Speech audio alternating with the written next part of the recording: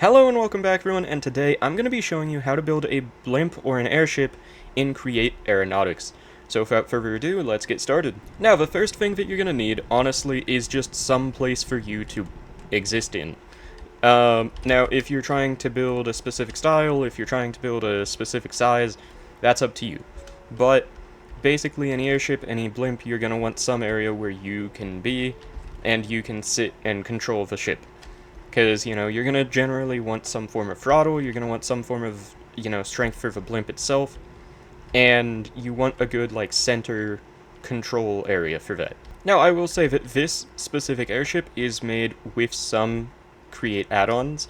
For example, I have an add-on where you can climb up and down the rope connectors, and this doesn't help with the construction of the ship at all, but it does kind of add to the fun, and that is why these are right here. I also have an add-on called Dreams and Desires, which adds the Omni speed controller, making it just a lot easier to do a speed controller, but it's still not necessary by any means. Aside from that, the only mods you'll need are going to just be Create and Create Aeronautics. So let's get started on making a new one with the same principles that I used for this blimp right here. Okay, the first thing you're going to want to do is pick your block choices. Now, you do want to make sure that your block choices are not too heavy. When you have any form of goggles on, whether it be the aviator's goggles or the normal goggles that come with Create, otherwise known as the engineer's goggles, you will be able to see the weight of most blocks in the game. Now, some things still won't show a weight. Let me see if I can find an example real quick. Right here, for example, some things won't show their weight. Generally, a good rule of thumb is that they weigh somewhere around 1 or 2 kpg. Which, we're just going to call that kilograms, It's a little easier. Doesn't make sense, but we're going to go with it. Now, for this example, I am going to be building more of like an airship instead of a blimp. So I'm going to be grabbing some woods, because these are specifically light, and they're going to be nice to have for a build like this. Now, I will say, you won't have any major issue if you do want to use heavier blocks, like concrete. I don't know exactly how heavy concrete is, but I have to assume it's around 1 to 2 kilograms, instead of half of one. So, it definitely can work, you just will need more power the more your ship weighs. I would also like to specify real quick that this guide is mostly for creative, but I will try to keep survival in mind. But what I mean by that is mostly I won't be mentioning, amounts of blocks that you'll need, because if you're in creative, that won't really matter. So anyway, let's keep on going, and we're going to be going to the Create Simulated tab, and we're going to grab the physics assembler. We're going to be grabbing the creative physics staff, which, if you're in survival, you won't be able to get this, believe it or not. But you can make do, you can make it work, and this will just make it a lot easier to demonstrate while I'm showing the example build. After that, you're going to want the hot air envelope, as well as the hot air burner. You can also use the steam vent if you want to go really big, but for this build, and I think for most builds that anyone who's building a reasonable airship will make, the hot air burner should be perfectly fine. So, on the one hand, you can build your entire build and then superglue it and then make it into a physics entity. I, however, prefer to go the method of making one block into a physics entity and building off from there. Since, if you didn't know, if you make one block a physics entity, any built off of them will then be turned into a physics entity. So it's pretty helpful, that way you don't have to waste a bunch of time making sure the glue is all good and correct. It's a lot easier in my opinion. Now, as I said, I'm just kind of building a general boat shape, and then I'm going to put a balloon on top of it, as this is going to be a pretty easy way to demonstrate how things work. But, once again, this will work with pretty much any shape you can think of. I've seen videos where people will be making a boat and then putting the balloon inside the boat. I've seen all sorts of stuff. This physics engine, that's the word I was looking for, is very forgiving in my experience and should be pretty resilient if you make something out of a material that isn't perfect, or if you make something a weird shape. It's not like you're going to have to worry about aerodynamics or anything like that. Now, the thing that you should be worried about is weight distribution. As you can see right here, once again I'm making it in a kind of pirate ship-like shape, which means I'm going to have a big section in the back, and not a ton in the front. Which means I'm going to need a lot more lift in the back, because most likely that's going to be closer to the center of mass than in the actual center of the build. unless if I was to put a bunch of heavy blocks in the front of the boat. Okay, so here we have a general shape for the build. I have to say I'm not building it for looks, it's not going to look great. But the more important part is we're going to put some sort of support, or some form of full block I should say, right about there. And we are going to start placing the balloons in just a moment. But the first thing you want to think about is where do you want to put the propellers? Honestly, I think that might be even more important than the balloon itself, because you don't want to have the propellers too low, because then they might mess with your center of thrust compared to your center of mass. And yeah, you generally want your center of thrust, which is going to be where your propeller is, to be as lined up with your center of weight as possible, because then it won't push you up or down or anything like that. At the very least, you do want it to be in the center of the build, so if you can't do the rest, then that's better than nothing, but definitely try to keep that in mind. Okay, so I'm going to go ahead and put a contraption diagram here. This is going to help us to see where the center of mass is, and as I expected, it's right about the start of the stairs going up, which makes sense. It should be a little bit behind these spruce logs that I'm placing right now, which means ideally we want the most of our lift to be right about here. And then ideally from there we would want our thrust to be maybe about here, I think it was. We'll see as we get to it, but basically as long as we keep this area here clear, everything's going to be perfectly fine. Okay, so now what you're going to want to do from there is start placing your balloons. Now, if you care a lot about how this looks, then you can do that however you want to do it. For this example though, I'm going to be doing a very generic shape, and we're going to be going from there. So, we're just going to make a big enough balloon. You do want to make sure you make it pretty big, because as you start placing enough of these blocks, things do get pretty heavy. And you want to keep that in mind. You know, it's important. Now, another important thing is also to make sure that it looks good. Once again, I know I said I'm not trying too hard to make this look good, but I'm still keeping it in mind. You know, I'm not trying. You gotta make it look good. Simple as that. Okay, so I think that's a roughly alright shape and alright size, and that will leave room for me up on this top level, especially if I keep this area of the balloon open. So the next thing we're going to be doing is just kind of gradually going up with this balloon. It shouldn't be too hard. If you have a specific shape in mind, then you can work on that, but for this I'm just going to kind of be going around, and then maybe up a block or two every now and then. I will say that the balloon itself is a very important part for detailing the ship, if you would like to have a really detailed one. Since the balloon is so visible, obviously, you gotta make sure you decorate it, you know? You gotta make sure it looks good.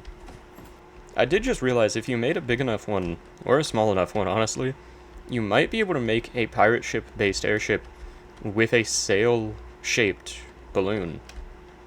That could look really cool. That might be an idea for a video at some point. But yeah, we're gonna keep on filling this up. I'm gonna go ahead and fill in this whole area. And then right here, I'm actually gonna go up by 3 blocks instead of by 1, because this ship should be pretty light and it should be pretty small, so I don't think we'll have too much of an issue getting up off the ground. But if we do, then we can always just make the balloon bigger. If you want to get all technical with it, then you can try to figure everything out beforehand, but in my experience it's a lot better to just kind of figure it out as you go. Because especially since a lot of items don't show their weight yet, it's just generally easier to figure out where things will go and how big things will be once you know some form of an actual test, you know? Now, from here we're going to be going out 1 more block again, and we're actually not going to be doing that for this front section because I'm trying to kind of shape the look of it, but we're going to go back by a couple blocks and then we're going to go out by 1 block. This way you'll see this area stays shaped, but it does help us to get a little bit more width at the top, and if it ends up looking bad, worst case scenario, you just redo it. Or more specifically, you undo it. Okay, so now, something I would also like to point out, as I've been saying, you can always redo the balloon, you can change it, and I kind of did this on purpose. This looks terrible. This is starting to look way too big, this is starting to look way too, you know, weirdly shaped. So what we're going to be doing is, instead of completely getting rid of this whole extra level that I just made, we're just going to shape it around a bit. You know, we're going to go ahead, take a few more blocks out of the front. We're going to go over here, and we're going to actually take a few blocks out from the middle. And let's even do a few more. And then from here, we're just going to go ahead and fill that up a bit more. And look, that's already looking at least a little better. It still isn't perfect by any means, but it does look a little better. Now let's go ahead and fill that up a bit more. And that also looks a bit better already. Now, the one thing you do have to make sure of, 100% sure of, no matter what, or else you're not going to be flying very well, you need to make sure that your build is even. That is the most important part at the end of the day. It really, more important than all the rest of the stuff could be. Now that I've shaped the balloon a little bit more, we're going to be going back around, and we're just going to go ahead and do another layer going up. And this layer is going to be going into the balloon instead of, you know, out more. And we're also going to be starting this right here. This is going to be like a connecting point. It's going to help us to kind of slope it a bit more. You don't have to do that once again, but that's what I'm going to be doing. But yeah, aside from that, you're just going to be filling in the balloon however you want to. Make it as big as you want to, as long as it's big enough. Because that's the thing. Your balloon in this can always be too small, but it can never be too big. Like, no matter what, if you have too big of a balloon, you just give it a little less power. You have too small of a balloon, you're not getting off the ground. And it's just really as simple as that. Okay, now this balloon does not look good by any means. I will admit, in the process of trying to shape it out, I made it too big and then made it look weird. You know, it's fine though. Physics don't care how it looks. What does care, or what physics do care about, is that it's completely full. Or completely filled in, I should say. And to clarify by that, I don't mean on the inside. Keep the inside not filled up, that's very important. But you want to make sure there's no holes, you want to make sure there's no area for the air to escape. That is the most important part at this point. But since it looks like this balloon's completely filled up, and there are no holes or anything to worry about, we're going to move on to the next step, which is going to be the propeller. Now, the first thing we're going to do after we finish the balloon is going to be checking the contraption diagram again. As you can see, the center of mass has now sort of, you know, shifted up a bit, considering that these do have a weight after all. They're light, but we did place a lot of them, and that does add up over time. But that's okay. Say we want to move this center of mass down a little bit, we can go ahead and we can get some heavy blocks over here. Now, the cheapest super heavy blocks that you're going to find are probably going to be something like hay bales or, you know, blocks of iron, depending on how much you're finding. Stuff like that. If you have add-ons, you can even do a block of flint. Basically, just anything that's compacted versions of another material will be listed as super heavy. Now, the way that you can do this, if you want to lower the center of mass, is throw that there, and you'll see there was no change. Well, we're going to have to place a bit more then. And now that I've placed a bit more, you'll see that the center of mass has shifted down a little bit. It's a little bit more manageable now. It's still not ideal, but, you know, the lower it is, the better. But I would like to mention, going back to my original airship, if your center of mass is higher than your cabin area, it's not going to just completely not work or anything. It will still work, it just will pitch up a bit when you use your propeller. Because you gotta think, it's kind of like it's a bearing that your vehicle is pivoting around, almost. So when there's force that's put lower than the center of mass, it's going to kind of pivot off of that instead of going exclusively forward. But that's okay sometimes, you know, if you want to ascend faster, then that'll help. Think of it that way. Gotta look on the bright side. But the next thing is, we're going to look at this once more.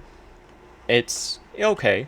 And we're going to go ahead and put this somewhere else for now. Now the next thing we're going to be doing is going back to the Create Simulated tab, and we're going to be grabbing the steering wheel.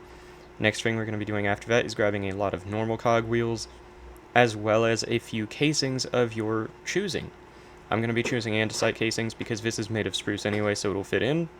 But if you're using something where brass or copper will fit a bit better, then feel free to go with those. And then from there, you're going to be placing your steering wheel. Let's place it right there, just so I have a bit more room to work with. And under it, you are going to be placing a line of cog wheels. Now, this won't look great, won't look pretty, but once you cover it up with the casings, everything will be alright. No need to worry about the looks anymore, you know? Now, the next thing after you place that is, before forgetting, you're going to go ahead and switch that down to a more reasonable angle. We're not trying to do a complete 180 here. For now, I'm going to switch that down to about 60 degrees. And this will determine how far you turn your propeller, or propellers if you would like to do multiple. Now, after that, you're going to be going back here, and we're just going to break some stuff right here. We can place it back in time, but for now, it's just gonna be gone. Now, similarly to this airship over here, I think I'm going to be doing a one propeller design for the turning and all that. And that means we're going to be bringing this back. Let's do 2 more cog wheels. And I'm actually going to go ahead and place all this back, because I didn't think I was going to do a one propeller system. And then what we're going to do from there is we are going to go ahead and we are going to grab a... We're going to grab a rotation speed controller. Then we're going to go ahead and grab a large cogwheel. And we're not going to be using either of these yet, but they're going to be nice to have for when we do. The next thing we're going to be grabbing is going to be a swivel bearing, and that should be most of what we need for right now. Also grab an analog transmission. This will be nice to have when you need it. Now, when you're placing the swivel bearing, you're going to want to make sure you remember this. The side with the lock icon and all this, the thicker side, as I like to remember it, is going to be the bottom. That's not where you connect things to. Where you connect things to is going to be this side, the side that does not have the lock icon. It is a little tricky to remember sometimes, but my little trick is honestly just go into the ponder, and that way you'll be able to see that the bottom is in fact the side with the lock, and the other side is where you connect things. So if you ever forget, feel free to just do that. Okay, so this is what your base engine setup should look like if you're using the normal rotation speed controller. If you are using the Omni speed controller like I was over here, you can use a different setup that's a lot thinner and a lot easier to make, but this way honestly works just as well and will be perfectly fine. And in my book, honestly, it almost looks cooler. It's just a little harder to make. But if for some reason you make your propeller and you can't run it without overstressing at 256, just, keep going down until you can run it and try to find that sweet spot. Now, from here, we're going to be throwing an analog transmission onto here, and then we're going to be putting a normal cog wheel, and then right here we can put our propeller bearing once we're ready to start, which means you're going to be going into Create Simulated once again, grabbing the normal propeller bearing, not the gyroscopic, not the smart propeller, not the andesite, not the wooden. Wooden and andesite are both good for if you're trying to have a little extra boost or some low speed or some low power, but if you're looking for a bigger ship like this, you're going to want the normal propeller bearing. It just simply is the best option. Now, this will work kind of similarly to a windmill. You're going to need to place some blocks on it. Now, for example, I'm going to go ahead and put a spruce log on here, and then I'm just going to make a generic 4-bladed propeller with 2 sails on each, and that fits perfectly, as you can see right there. Now, also similarly to a windmill, that works perfectly fine on its own. You don't have to super glue this. What you will have to use honey glue or super glue on is going to be the rest of this. You're going to have to glue it to the rest of the stuff. And once you've got all that set, you can test it out by right-clicking that, and you'll see everything will start up. Now, you'll see that the propeller's kind of just going full speed. No slowing down or anything. Don't worry about that for now. If you would like to, you can even take the coal out of your engines, but if they've already started, then you're going to have to wait a bit before it ends. But this is the perfect time to test, can it turn? No, it can't. I messed something up there. That is very good to know. That means, once again, I messed something up. I don't know what yet, but I messed something up. Okay, now somehow I fixed it, But I did forget to mention you're going to want to keep it on the default option for this lock icon right here. You're going to want to make sure it's saying unpowered equals locked. And then, yeah, that fixed it on my end. You can start turning, and you'll see if you want to turn left, then depending on how many cogwheels you had to put in here, it might either reverse the input or use the same input.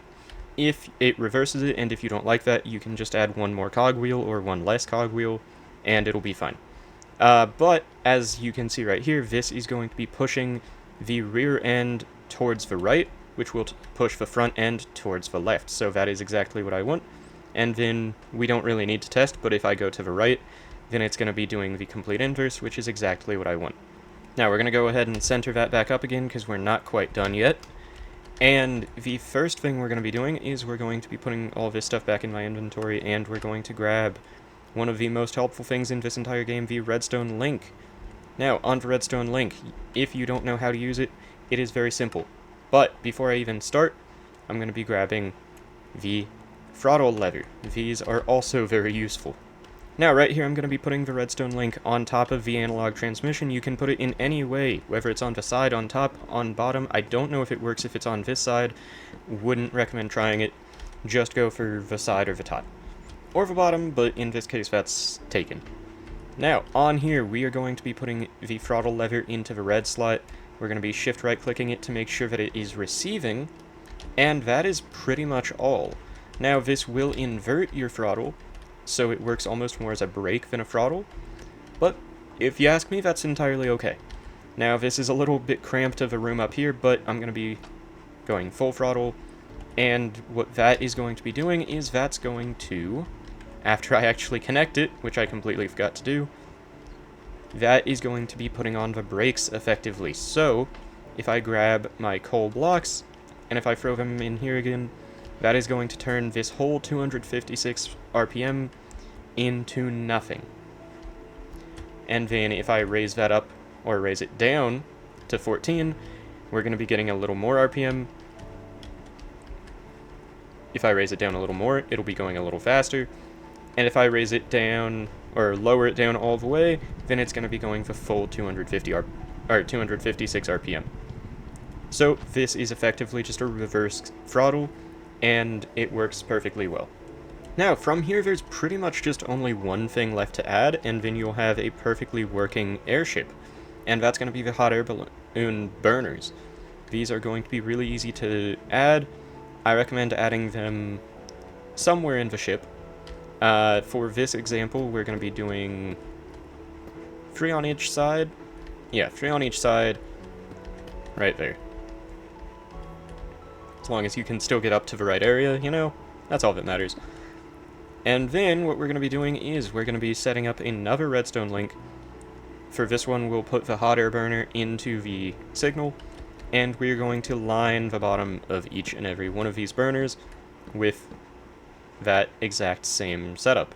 And then, of course, once again, you're going to make sure to shift right-click them so that they are on the receiving setting instead of sending out their own setting, or their own redstone power. Now, the last thing to do pretty much is going to be lowering the max hot air down to maybe around like 160 for a ship of this size, and you're going to want to do that for each and every one of them.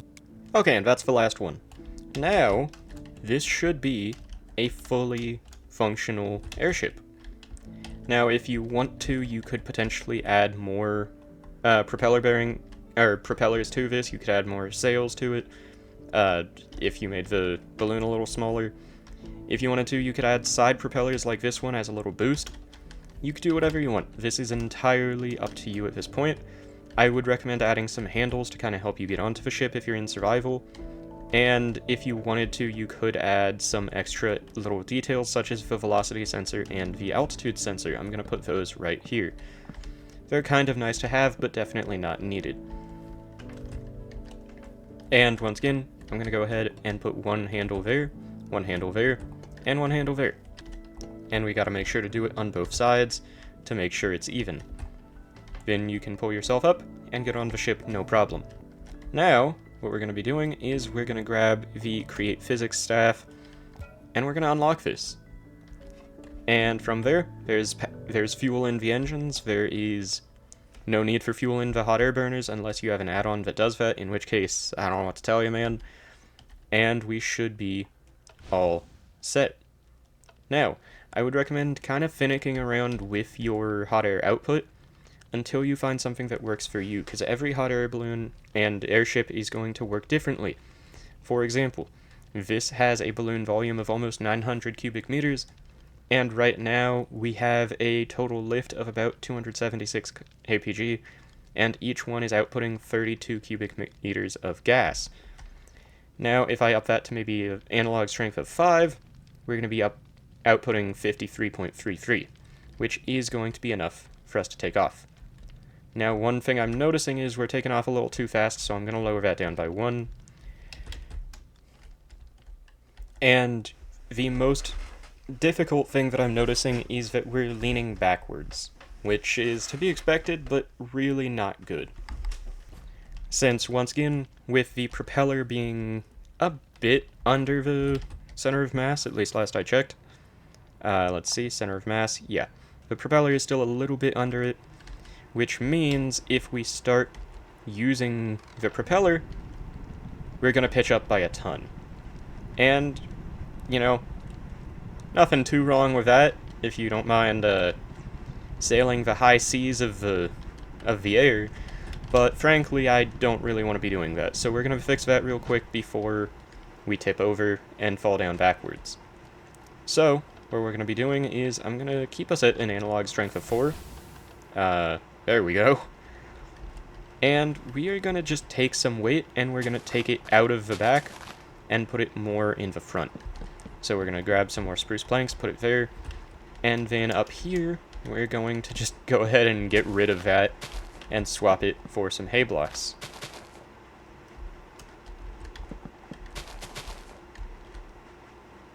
Now you'll see we're actually tilting forward by a good amount, which means we can go ahead and add some more of those normal spruce logs back until we get a nice balance that seems good to us. So you'll see it's kind of leveling out now. It is better for it, in this case, to be leaning forward or down by a little bit than up. Because once again, with the propeller a bit under the center of mass, it's going to push you up anyway. So if you're leaning down a little bit, that's not going to stop you from doing anything, it's not going to hurt you, and it's entirely okay. Now, I'm going to go ahead and start the propellers just lightly, or the propeller. Maybe a little more than that, that's kind of a low speed. And you'll see once again we are pitching up, but we're going to go ahead and turn. And you'll see we're going to turn because of the weight of the propeller, but we're also going to turn because of the power of it pushing us to the side. You'll see we're actually turning really, really fast in this thing. I don't turn anywhere near that fast in that airship over there. That thing's a lot slower.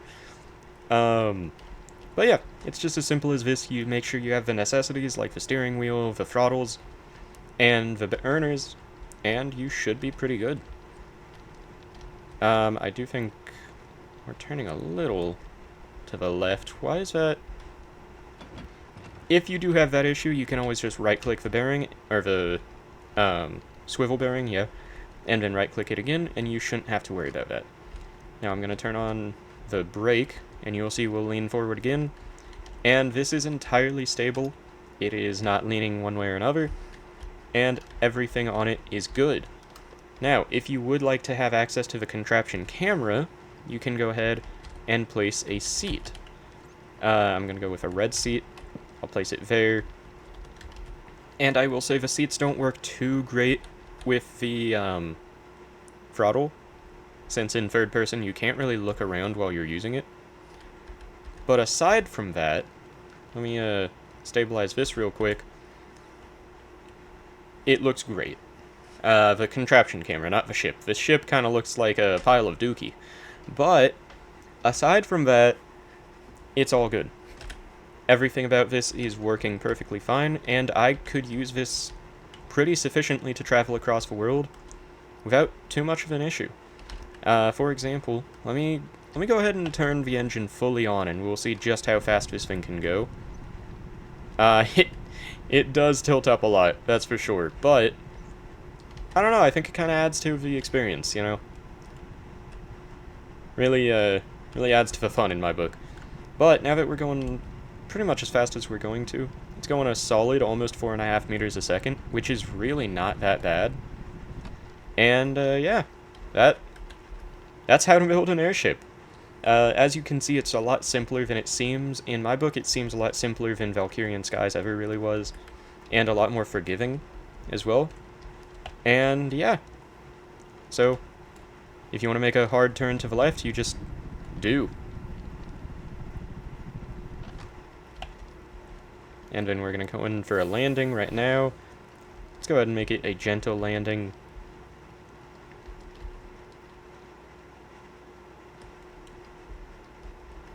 And you can see it come down. As you may know, things will not take damage if you land them with a rough landing or if they bump into stuff, so you should be okay on that if your vehicle doesn't control the best ever. But aside from that, that is how to build an airship, as I said. Thank you all so much for watching. Make sure to leave a comment down below if you have any other ideas for things I should, make guides about, any other vehicles I could teach you how to make. For example, I can make a mean boat, and by that I mean a raft made with like a 3x3 of planks, but it's still a boat, it counts. But yeah, if you'd like to see any vehicle guides other than this, make sure to leave a comment down below. If you'd like to see any farm guides in Create, or any door guides, anything like that, feel free to let me know in the comments down below as well. And yeah, I intend on doing a lot more videos like this. And I have a stream series that I've been doing of building an escape room. So yeah, if that sounds interesting to you, make sure to subscribe for more and to keep an eye out for those videos and the streams. And yeah, thank you all so much for watching again. Till next time, everyone, and goodbye.